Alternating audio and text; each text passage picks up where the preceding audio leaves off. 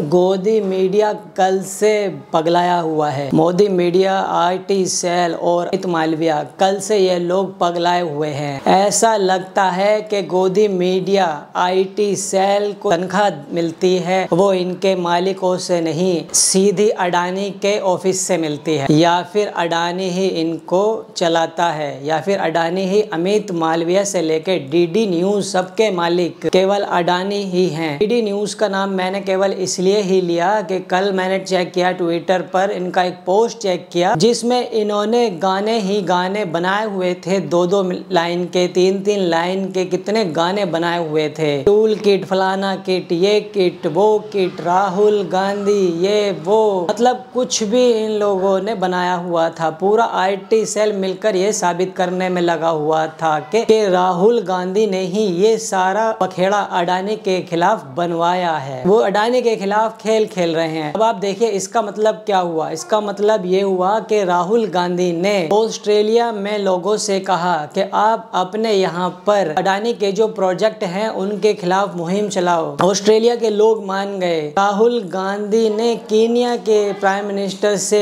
बात की और कहा कि अपने यहाँ पर अडानी के खिलाफ मुहिम चलाइए और संसद में आइए और अडानी के जो प्रोजेक्ट पास हुए हैं उनको कैंसिल कर दीजिए। और कीनिया के जो प्रधानमंत्री हैं उनसे राहुल गांधी ने बात की और वो भी मान गए। राहुल गांधी ने बांग्लादेश में कहा कि वो मुकदमा चलाइए अडानी के खिलाफ, अडानी के इंडस्ट्री के खिलाफ, उसकी जांच कराइए, और वहाँ के लोग भी मान गए, वहाँ की सरकार भी मान गई। श्रीलंका में भी कहा, श्रीलंका की सरकार से कहा कि सरकार बदल दो, और श्रीलंका में पूरी सरकार बदल गई, वामपंथी सरकार आ गई जो अडानी के खिलाफ जांच करवाने वाली है। और यही नहीं, दुनिया की जो महाशक्ति कही जाती है अमेरिका, वो कंट्री यानी कि अमेरिका, वो भी राहुल गांधी की बात मान गई और राहुल गांधी के कहने से ही वो चलती है। अरेस्ट वारंट जारी कर देता है अडानी जी के खिलाफ। अगर इतना सब सच है, अगर राहुल गांधी इतने पावरफुल हैं, तो भैया कम से कम ये कहना बंद कर दीजिए कि मोदी जी का डंका दुनिया में बज रहा है। फिर तो इसका मतलब ये हुआ कि राहुल गांधी का डंका सारी दुनिया में बज रहा है और वो जहाँ चाहे वहाँ अडानी के खिलाफ अभियान चला रहे हैं। ऐसे बेवकूफ़ी केवल कर सकते हैं जिसके पास कोई रास्ता ना बचा हो।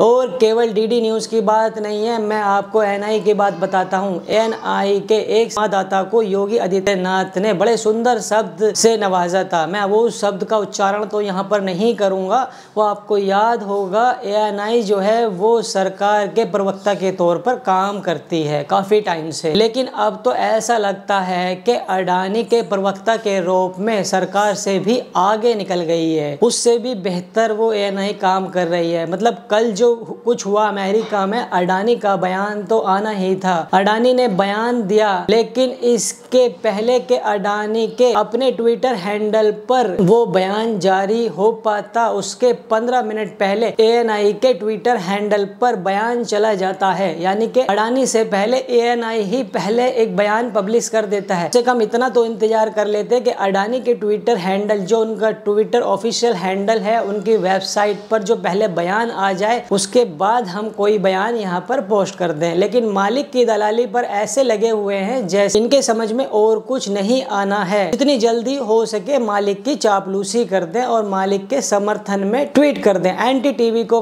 खरीदा था अडानी ने, आप लोगों को याद होगा, जानते ही हैं। वो एनडीटीवी कल पूरे दिन और अभी तक इस खबर पर एक शब्द भी नहीं बोल पाया है कि अडानी के खिलाफ अरेस्ट वारंट जारी हुआ है या फिर नहीं हुआ है। और साथ में कीनिया ने अडानी के सारे जो प्रोजेक्ट हैं वो कैंसिल कर दिए हैं।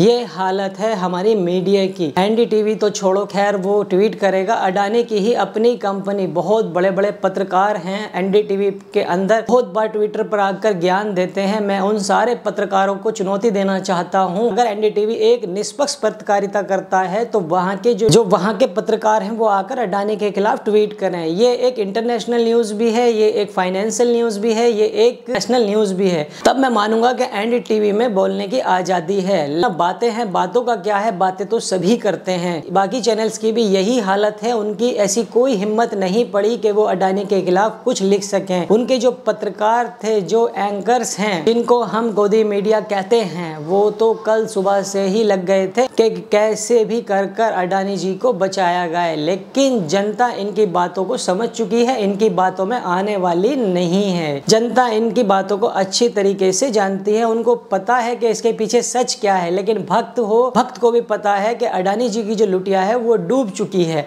इसका असर जो है वो दिखाई दिया मार्केट पर। शेयर बाजार में काफी गिरावट आई, काफी खलबली मची शेयर बाजार में। अडानी जी के जो शेयर्स हैं वो 10 से 20% तक नीचे गिरे और कुल मिला जुला कर अगर देखा जाए तो 26,000 करोड़ रुपए का, अगर देखा जाए तो कल 26,000 करोड़ रुपए अडानी जी के डूब गए और कल और परसों तक भी हो सकता है यही ट्रेंड जारी रहे। अडानी जी की जो शुरुआत है वो हो चुकी है दुनिया भर में तबाही की और बर्बादी की। दरअसल कल एक और लॉजिक दिया जा रहा था कि आखिर उन्होंने जो किया है वो भारत में दिया है तो फिर अमेरिका में उनके खिलाफ कैसे केस हो सकता है। दूसरा लॉजिक ये दिया जा रहा था कि विपक्ष के नेताओं को दिया है तो अमेरिका में इसका केस कैसे बन सकता है। अडानी जी ने जो सिर्फ रिश्वत दी है वो केवल विपक्ष के ही मुख्यमंत्री को दी है या फिर विपक्ष के बड़े नेताओं को दिया है या फिर राज्य के अंदर उन्होंने पैसे दिया है। इसमें नाम आता है भूपेश बघेल जी का, अशोक गहलोत जी का नाम आता है और इसके अंदर इन्होंने जगन मोहन रेड्डी साहब को दिया है, आंध्र प्रदेश के जो अब मुख्यमंत्री नहीं रहे हैं। उस समय भारतीय जनता पार्टी के बड़े करीबी माने जाते थे जगन मोहन रेड्डी। सब मान लेते हैं कि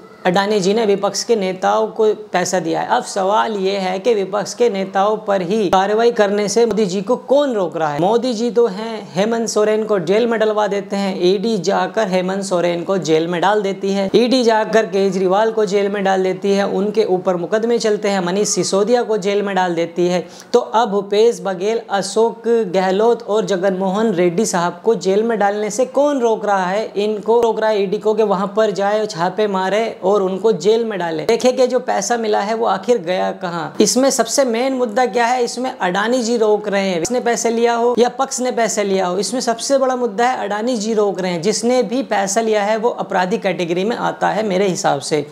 अगर वो अपराधी है तो उसको गिरफ्तार कीजिए, लेकिन यहाँ पर पेच ये फंस रहा है कि सिर्फ जो पैसा लेने वाला गिरफ्तार नहीं होगा, सिर्फ लेने वाला अपराधी नहीं होगा। भारतीय न्याय संहिता के अनुसार जो घूस देने वाला और घूस लेने वाला दोनों ही अपराधी माने जाते हैं और दोनों के लिए ही सेम सजा मुकर्रर होती है। भूपेश बघेल को अडानी ने पैसा पहुंचाया है, अगर जगन मोहन रेड्डी को पैसा पहुंचाया है, अडानी ने अशोक गहलोत को अगर पैसा पहुंचाया है तो ये सब तो दोषी होंगे, लेकिन साथ में दोषी होंगे अडानी जी भी। तो 20 लोगों को अगर पैसा पहुंचाया गया है तो 20 लोग तो जेल में जाएंगे, लेकिन और 20 के साथ में जो अपराधी कैटेगरी में आएंगे वो आएंगे अडानी जी। इसीलिए विपक्ष और विपक्ष का राग रटा जा रहा है, लेकिन किसी की हिम्मत नहीं है कि कोई जाकर कार्रवाई शुरू कर दे। राहुल गांधी ने कल अपनी एक प्रेस कॉन्फ्रेंस में कहा था कि हिम्मत नहीं है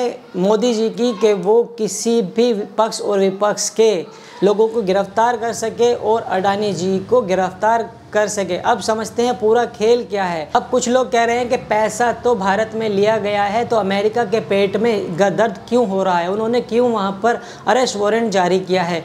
दरअसल अडानी जी अमेरिका में जाकर वहां पर शेयर मार्केट एक कंपनी लिस्ट है एज्यूरे पावर, उसके साथ एक प्लान बनाते हैं कि भारत के अंदर सोलर एनर्जी का विस्तार किया जाए, प्रोजेक्ट बनाया जाए पूरे काम के लिए, यानी भारत के अंदर सोलर एनर्जी को पॉपुलर करने के लिए एक पूरा प्रोजेक्ट बने। अब वो बताते हैं कि भारत में तो इतनी धूप होती है, भारत के अंदर इतनी गर्मी पड़ती है, भारत के अंदर तो बहुत बड़ा मार्केट है, लागू हो सकता है, कितना सारा जो प्रोजेक्ट है बड़ा वो हम यहाँ पर लागू कर सकते हैं, कितने बड़े पैमाने पर हम काम कर सकते हैं। सरकार के साथ मिलकर हम पूरे भारत के अंदर सोलर एनर्जी दे सकते हैं।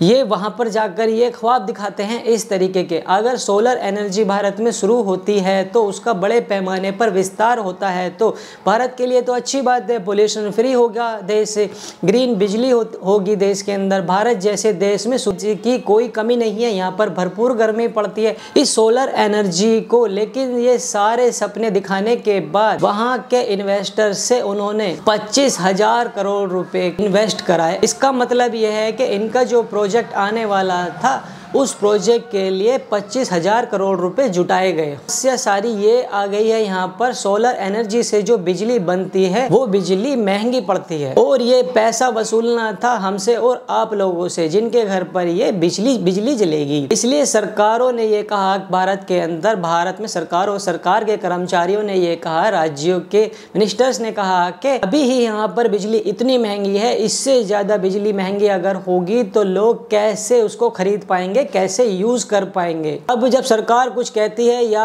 अधिकारी कुछ कहते हैं तो अडानी के लिए भारत में दिक्कत आ जाती है। लेकिन भारत में चलता है घूस का खेल। तो ये सारा खेल ये है कि वहाँ की कंपनियों से जो 25,000 करोड़ रुपए जुटाए गए थे, उन्होंने जो इन्वेस्ट किए थे उसमें से 2,000 करोड़ रुपए से ज्यादा जो घूस के रूप में यहाँ पर बांट दिए हैं भारत में अधिकारियों को, वो यूज कर पाएंगे और इन्वेस्टमेंट आएगा वहाँ से। अगर प्रोजेक्ट पास नहीं होता है तो ये जो सारा पैसा है 25,000 करोड़ रुपए का वो वापस करना पड़ेगा वहाँ की कंपनियों को। तो ये खेल ये है। तो इस प्रोजेक्ट को लागू कराने के लिए अडानी जी ने और अडानी जी की कंपनी ने यहाँ पर अधिकारियों को, सरकारों को घूस, लेकिन पैसे दिए और कई स्टेट्स ने ऐसे प्रोजेक्ट पास किए। अब प्रोजेक्ट पास करने वाले स्टेट्स विपक्ष के भी हैं और पक्ष के भी हैं, यानी बीजेपी के भी हैं और नॉन बीजेपी के हैं, जो अलग पार्टियां हैं उनके भी हैं। जाहिर है दूसरों को हो सकता है लोन दिया गया हो, बीजेपी के स्टेट्स हैं उन पर तो एक फ़ोन पर ही काम हो गया हो, एक ऊपर से फ़ोन गया हो और वहाँ से एक फ़ोन के जरिए ही काफ़ी है। वैसे भी एनर्जी के मामले में भले ही स्टेट प्रोजेक्ट उसको स्वीकार कर ले, लेकिन उसको जो फाइनल स्वीकार करने का जो अधिकार होता है वो केवल सेंट्रल गवर्नमेंट को ही होता है। इसलिए इस सारे मामले में सेंट्रल गवर्नमेंट को कहीं से भी नहीं बचा जा सकता है। सेंट्रल गवर्नमेंट इसके अंदर प्रॉपर इन्वॉल्व होती है, यानी कि ये हमाम में सारे नंगे हैं और सारे सबके ही कपड़े उतरने वाले हैं। और इन सबके है वो हैं गौतम अडानी जी। कल बहुत ये मुद्दा चला कि लोगों ने जांच की मांग की, यहाँ पर किसी भी जांच की मांग अभी तक कोई स्टार्ट नहीं हो पाई है। यहाँ तक कि सेबी का मामला जब फंसा था तो माधवी बुज का नाम आया था, सेबी की जो चीफ है, लेकिन आज तक उनके ऊपर भी कोई कार्रवाई नहीं हुई है, कोई जांच नहीं हुई है, ना ही कोई संसदीय समिति की बैठक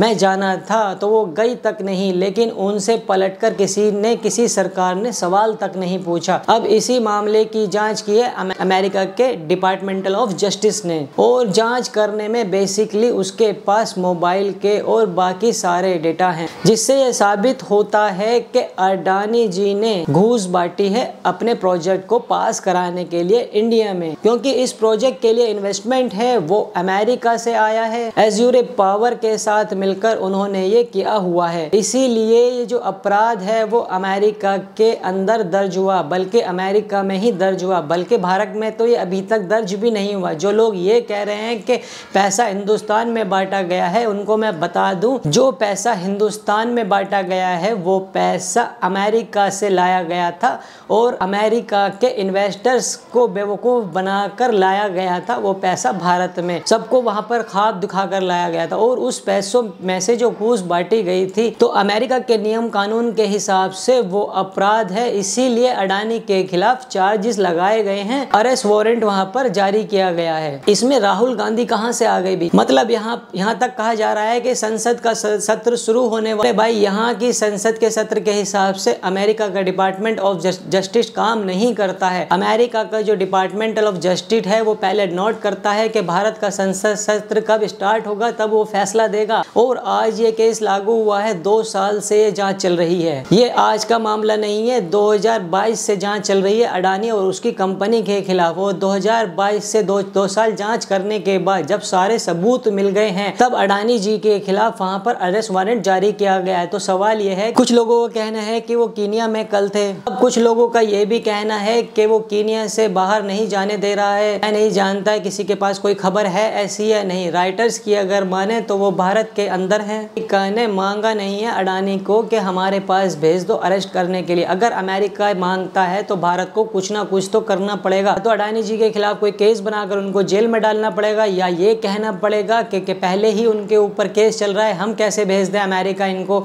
या फिर उनको चाइना रसिया ऐसी जगह छिपाना पड़ेगा जहां पर वो सुरक्षित हों, या फिर क्या करना पड़ेगा मैं नहीं जानता। वो सरकार तय करेगी कैसे उनको बचाया जाएगा। अभी ट्रंप के सहारे कैसे मोदी जी खुश हैं कि उनका एक मित्र जीत गया है, और अगर ट्रंप के भरोसे पर ये लोग बैठे हैं तो डोनाल्ड ट्रंप भी इसकी पूरी कीमत वसूलेगा। ऐसा नहीं कि वो दोस्त के जरिए वो इस चीज को कम कर देगा। वो पहले भारतीय माल पर टैक्स बढ़ा सकता है और अमेरिकी माल पर पहले से ही टैरिफ घटाए, यानी कि दोनों तरफ भारत के व्यापारियों को वो नुकसान करा सकता है। और भारत में सामान की कीमत एक बार फिर बढ़ सकती है, महंगाई फिर बढ़ सकती है।